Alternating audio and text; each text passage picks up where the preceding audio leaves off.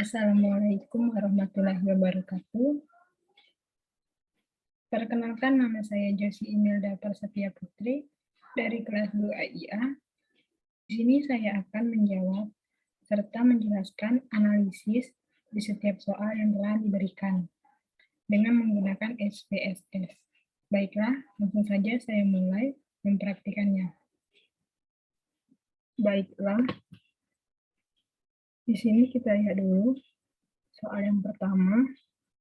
Download dan pelajari semua variabel pada dataset yang disediakan. Oke, berhubung kita sudah mendownload,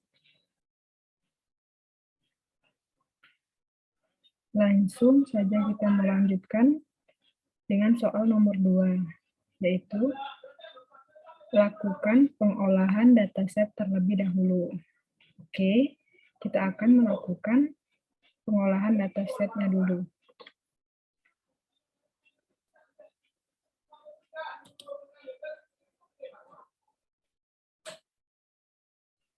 Dengan cara klik file, lalu kita import data, datanya bertipe CSV data, lalu kita double klik.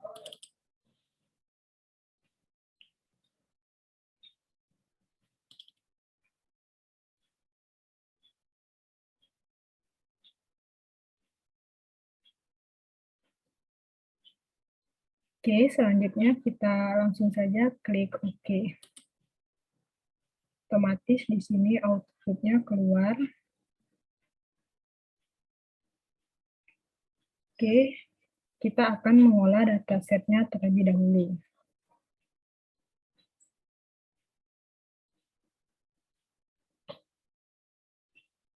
Mungkin yang pertama kita akan membuat labelnya terlebih dahulu. Kita bisa baca di sini.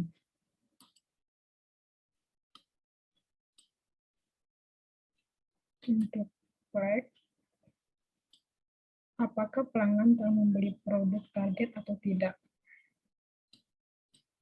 Oke, kita akan labelkan dengan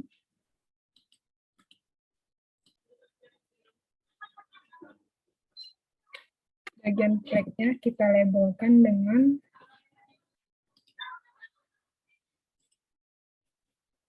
membeli produk target.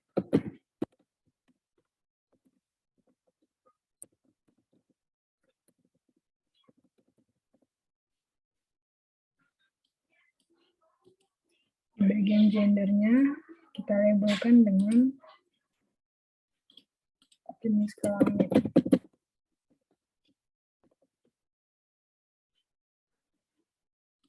Di bagian education-nya kita labelkan dengan pendidikan.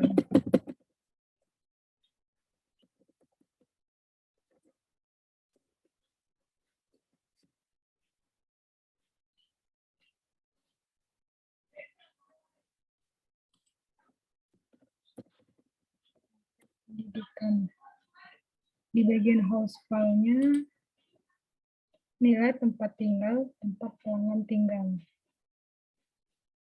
Kita labelkan dengan tempat tinggal. Di bagian age kita labelkan dengan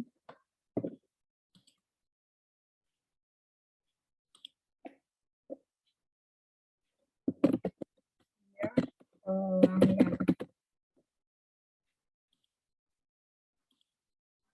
Di bagian online kita labelkan dengan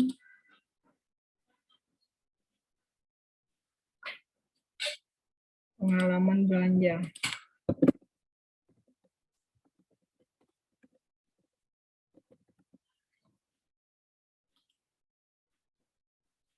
Di bagian custom PSY kita labelkan dengan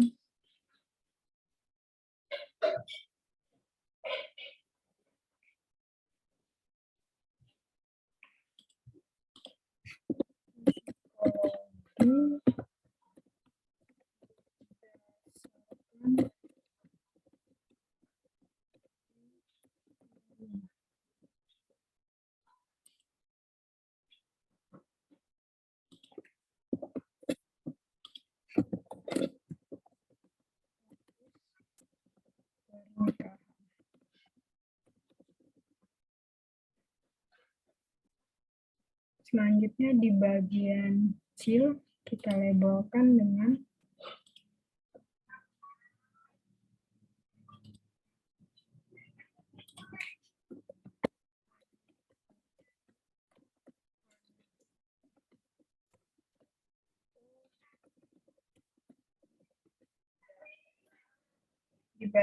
di bagian occupation kita labelkan dengan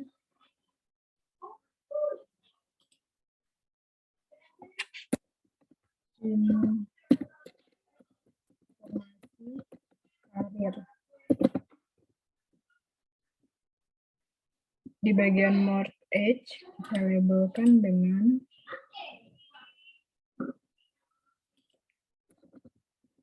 informasi pinjaman. Di bagian house owner kita labelkan dengan mempunyai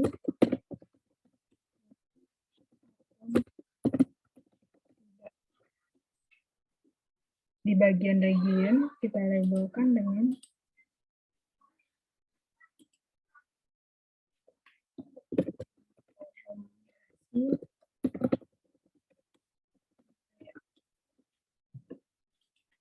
di bagian car group kita labelkan dengan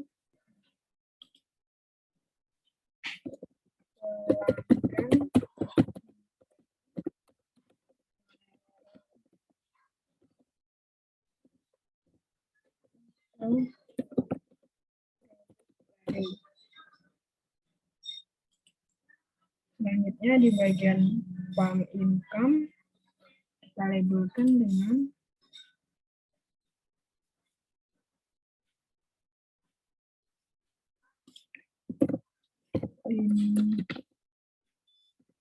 informasi pendapatan.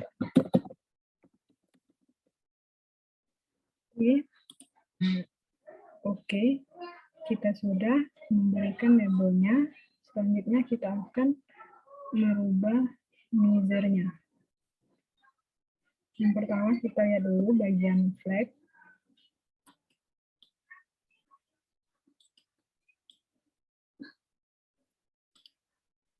Bagian flag, apakah pelanggan membeli produk target atau tidak. Karena itu termasuk tidak bertingkat, maka measurnya tetap nominal. Lanjut di bagian gender. Gender juga tidak bertingkat, maka measurnya tetap nominal. Lalu di bagian education, tingkat pendidikan. Untuk tingkat pendidikan, kita ubah measurnya menjadi ordinal. Untuk household, tempat tinggal itu sudah termasuk ke measure scale. Di bagian online atau pengalaman belanja, measurnya juga termasuk nominal.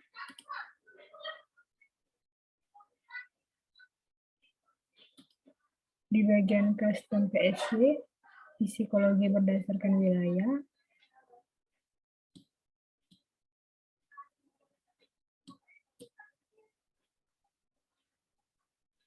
juga termasuk nominal. Di bagian marriage atau status pernikahan, measurnya juga termasuk nominal. Di bagian seal, mempunyai anak atau tidak, itu termasuk nominal. Selanjutnya di bagian occupation, informasi karir, itu termasuk ordinal.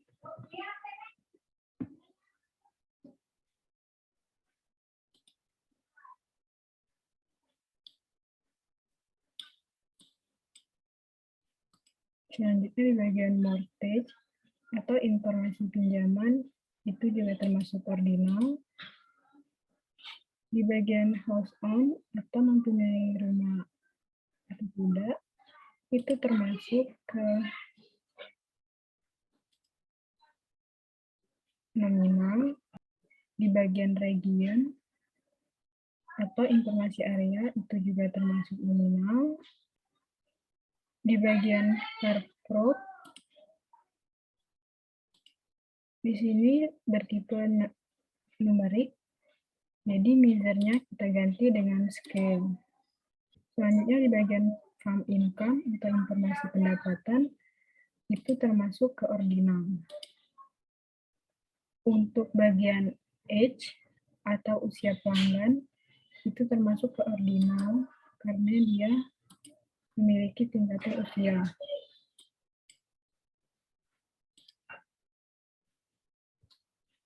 Baiklah, kita sudah mengolah datasetnya. Selanjutnya kita akan melanjutkan soal nomor 3. Lakukan analisis ANOVA hubungan antara jenis kelamin dan pelanggan membeli produk atau barang, dan simpulkan dari hipotesis yang telah dibuat. Oke.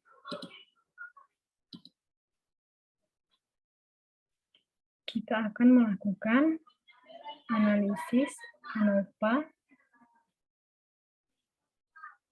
hubungan antara jenis kelamin dan CarProp, pelanggan membeli barang atau produk.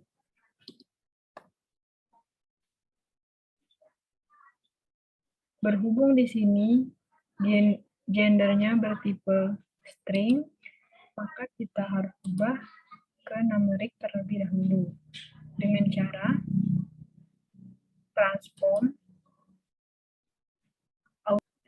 automatic record, lalu kita pilih jenis kelamin atau gender. Kita buat nama baru, buat jenis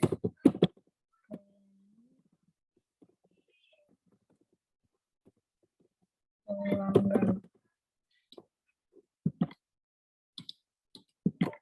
Lalu kita klik add new name. Selanjutnya kita klik OK. Kita bisa lihat di sini gendernya sudah diubah ke jenis kelamin pelanggan.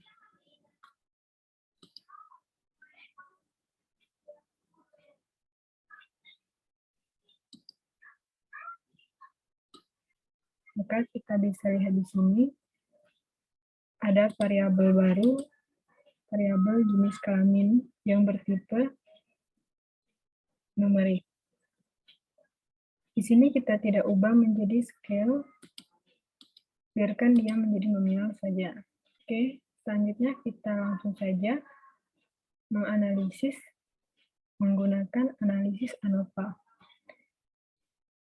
Hal yang harus kita lakukan yang pertama yaitu mengklik Analyze,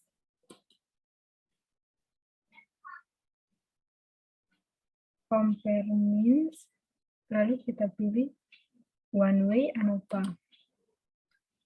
Di sini kita di bagian dependent list-nya kita masukkan pelanggan membeli barang atau produk baru. Di bagian faktornya kita masukkan jenis kelamin. Di bagian post ini kita centang di bagian 2K. Lalu kita klik continue. Di bagian option-nya kita klik descriptive dan homogen of variable test. Lalu kita klik continue. Lanjut kita klik OK. Output-nya akan keluar.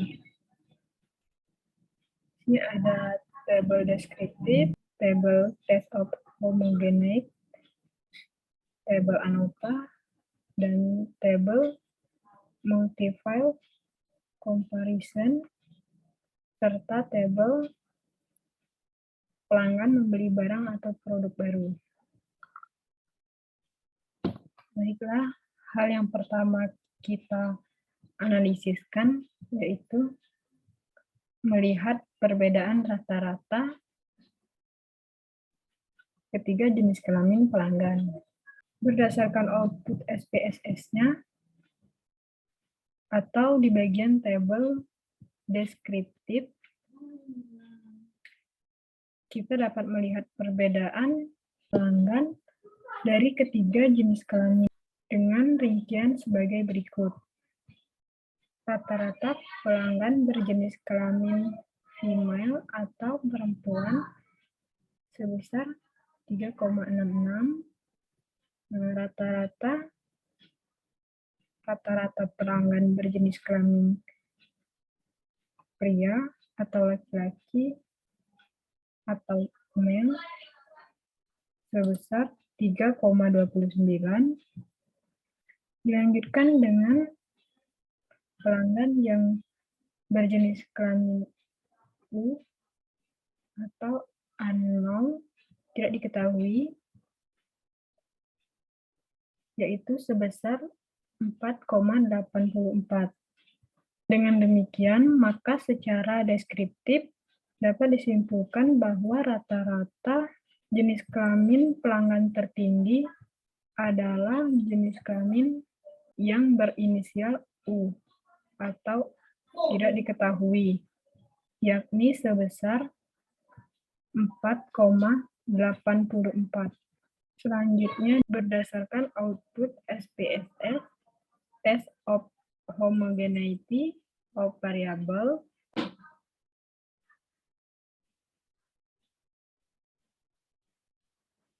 diperoleh nilai signifikasi atau SAIC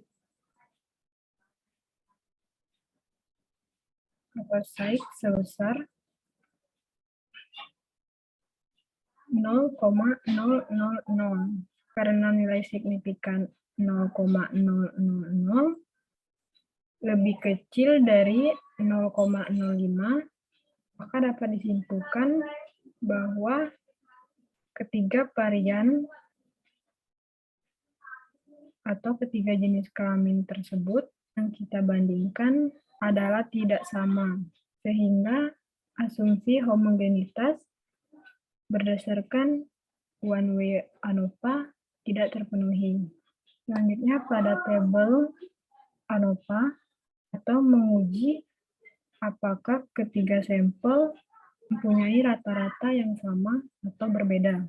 Dasar pengambilan keputusan dalam analisis ANOVA, jika nilai signifikan lebih besar dari 0,05, maka rata-ratanya sama. Sedangkan jika nilai signifikasinya lebih kecil dari 0,05, maka rata-ratanya berbeda. Berdasarkan output ANOVA di sini, kita bisa melihat nilai SAIC sebesar 0,000, lebih kecil dari 0,05. Sehingga dapat disimpulkan bahwa rata-rata ketiga jenis kelamin tersebut berbeda secara signifikan. Di sini dalam pengujian UKHSD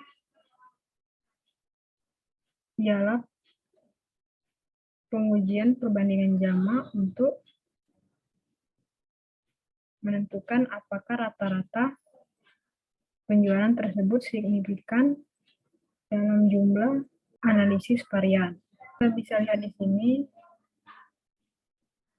untuk signifikannya masih tetap 0,000, masih sama seperti signifikan di kedua tabel di atas. Pada tabel homogeneous subsetnya, kita bisa melihat rata-rata perbedaan atau kesamaan dari ketiga jenis kelamin. Di sini terlihat bahwa pada subset 1, datanya sebesar 3,29 yang berjenis kelamin male, sedangkan pada subset kedua, datanya sebesar 3,66 yang berjenis kelamin female. Pada subset ketiga, datanya sebesar 4,84. yang berjenis kelamin U, unknown atau tidak diketahui. Di sini terlihat jelas bahwa dari ketiga subsetnya ini berbeda, tidak ada data yang sama. Dengan kata lain, rata-rata tiga jenis kelamin ini berbeda, tidak sama.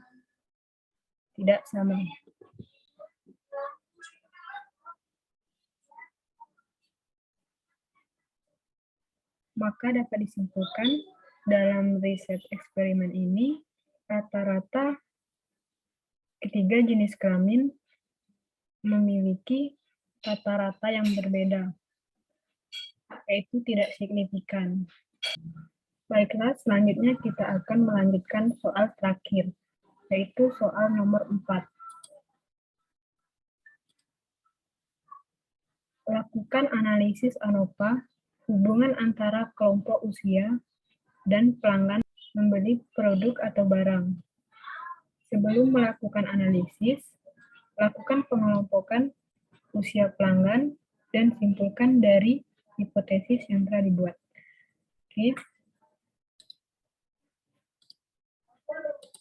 Oke, hal yang pertama kita lakukan sebelum melakukan analisis ANOVA-nya, kita melakukan pengelompokan usia pelanggan terlebih dahulu. Karena di sini usia pelanggannya bertipe string,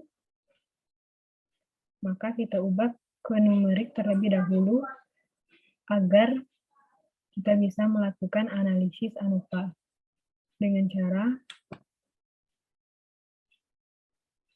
transform automatic record,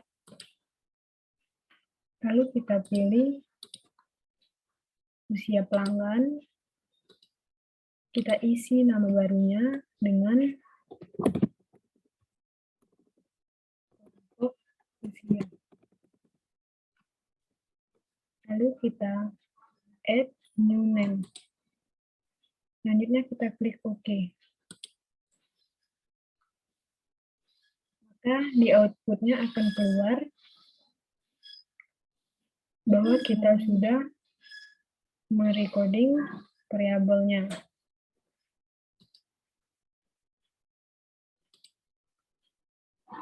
Baiklah, di sini kita akan melakukan pengelompokan usianya dengan cara pada label valuenya kita isi dengan di bagian labelnya kita isi dengan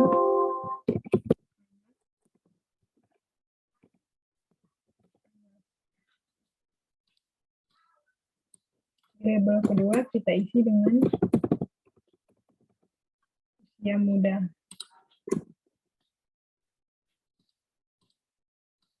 Lalu ketiga di bagian label kita isi dengan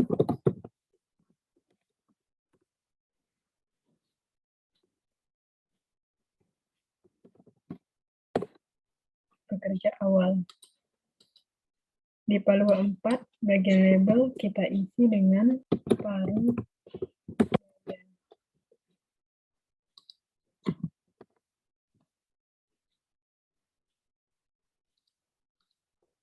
Di palua 5 bagian label kita isi dengan pensiun.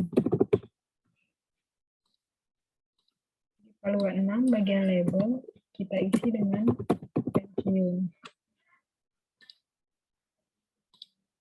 Palua 7 labelnya kita isi dengan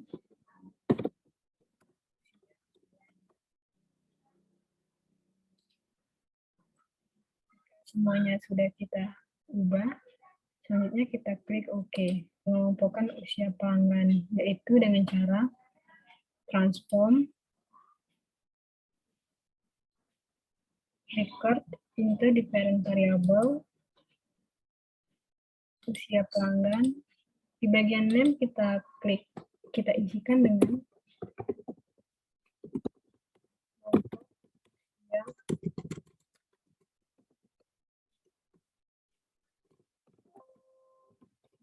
kelompok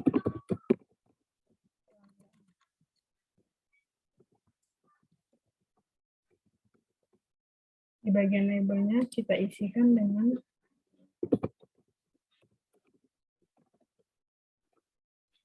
usia, lalu kita klik change. Selanjutnya kita klik all and new valuable. Di bagian sini kita isikan, di bagian old valuable kita isikan satu yang berlabel valuable.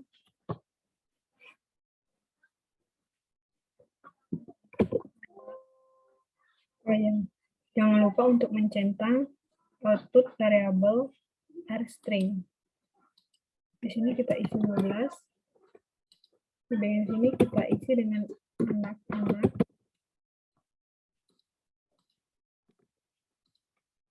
Yang kedua kita isi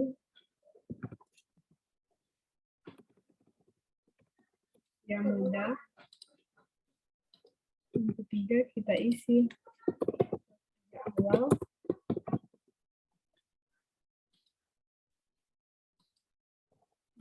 Yang keempat kita isi ya.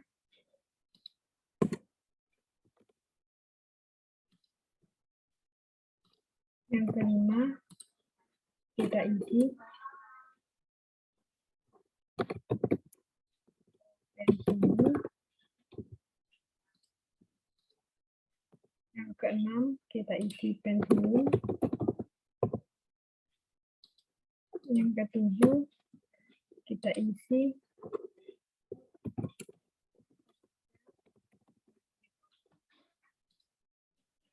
jika sudah kita isi semua, kita akan mengklik continue. Selanjutnya kita klik OK. Baiklah, di sini kita sudah mengelompokkan usia pelanggan. Kita juga bisa melihatnya di bagian data view.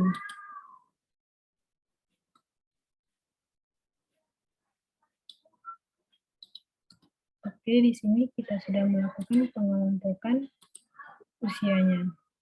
Selanjutnya kita akan melakukan analyze ANOVA untuk variabel kelompok usia dan pelanggan membeli barang atau produk baru.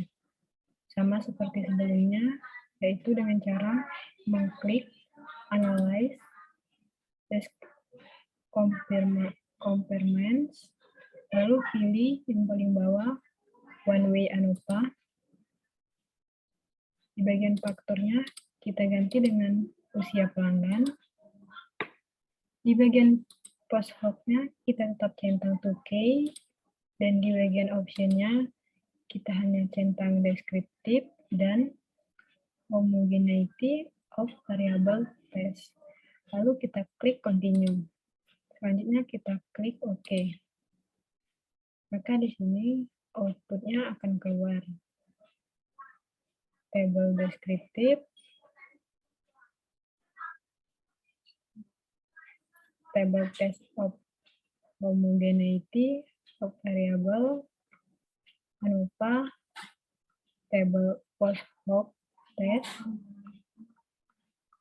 dan yang terakhir table homogeneous subset. Seperti sebelumnya, di sini kita akan melihat perbedaan rata-rata usia 7 kategori pelanggan. Berdasarkan output SPSS deskriptif, kita dapat melihat perbedaan rata-rata usia dari ketujuh pelanggan dengan rincian sebagai berikut. Rata-rata usia pelanggan anak-anak sebesar 5,01, rata-rata usia pelanggan usia muda sebesar 3,82, rata-rata pelanggan usia pekerja awal sebesar 3,62, rata-rata pelanggan usia parubaya sebesar 3,04, rata-rata pelanggan prapensiun sebesar 2,99, rata-rata pelanggan usia pensiun sebesar 3,00, rata-rata pelanggan usia lanjut sebesar 3,21. Dengan demikian, maka secara deskriptif dapat disimpulkan bahwa rata-rata pelanggan yang membeli barang atau produk baru yang paling tinggi terletak pada usia anak-anak, yaitu sebesar 5,01. Selanjutnya pada tabel test of homogeneity variable berdasarkan output SPSS, test of homogeneity of variable diperoleh nilai signifikan atau sig sebesar 0,000, lebih kecil dari 0,05. Maka dapat disimpulkan bahwa ketujuh kelompok usia yang sudah kita bandingkan adalah tidak sama, sehingga asumsi homogenitas dalam uji one-way ANOVA tidak terpenuhi. Selanjutnya pada tabel ANOVA, yaitu menguji apakah ketujuh kelompok usia mempunyai rata-rata yang sama atau berbeda. Dasar pengambilan keputusan dalam analisis ANOVA: 1. Jika nilai signifikasi lebih besar 0,05, maka rata-rata sama. Jika signifikasi lebih kecil dari 0,05, maka rata-rata berbeda. Berdasarkan output ANOVA sekarang, diketahui nilai SAIK-nya sebesar 0,00 lebih kecil dari 0,05. Sehingga dapat disimpulkan bahwa rata-rata ketujuh kelompok usia pelanggan ialah tidak sama secara signifikasi. Selanjutnya pada tabel post hoc test. Pengujian Turkey HSD ialah pengujian perbandingan jamak untuk menentukan apakah rata-rata usia pelanggan tersebut signifikasi terhadap pembelian barang atau produk baru. Kita bisa lihat di sini nilai signifikannya itu 0,000. Pada usia muda, di pekerjaan awal terdapat signifikan 0,017. Berdasarkan output post hoc test, kita bisa lihat di bagian parubaya, di sini terlihat bahwa nilai SAIK-nya sebesar 0,894, yang artinya lebih besar dari 0,05. Sehingga disimpulkan bahwa rata-ratanya sama seperti prapensiun juga, nilai SAIK-nya sebesar 1,000. Di pensiun juga nilainya 1,000.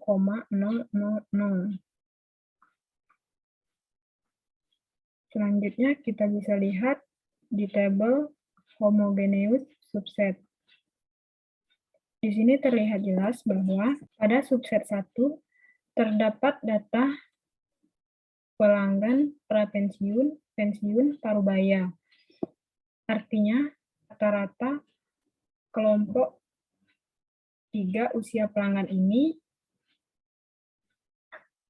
tidak mempunyai perbedaan yang signifikan. Dengan kata lain, rata-rata pelanggan ini atau pelanggan yang berusia prapensiun, pensiun, parubaya adalah sama. Pada subset 2 terdapat data usia lanjut, itu berbeda. Dan pada subset 3 juga terdapat usia pekerja awal, itu berbeda juga. Dan pada subset 4 itu terdapat usia muda, dan itu juga berbeda. Dan pada subset 5 terdapat usia anak-anak, itu juga berbeda. Maka dapat disimpulkan dalam riset eksperimen ini hanya rata-rata pelanggan usia lanjut, pekerja awal, usia muda, dan anak-anak saja yang berbeda.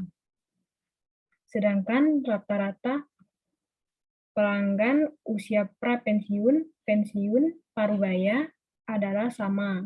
Dengan demikian, variabel kelompok usia hanya berpengaruh secara signifikan terhadap perbedaan-perbedaan rata-rata usia pelanggan prapensiun, pensiun, dan parubaya. Baiklah, mungkin itu saja yang dapat saya sampaikan. Kurang lebihnya saya mohon maaf. Kepada Allah saya mohon ampun. Saya akhiri dan saya tutup. Wassalamualaikum warahmatullahi wabarakatuh.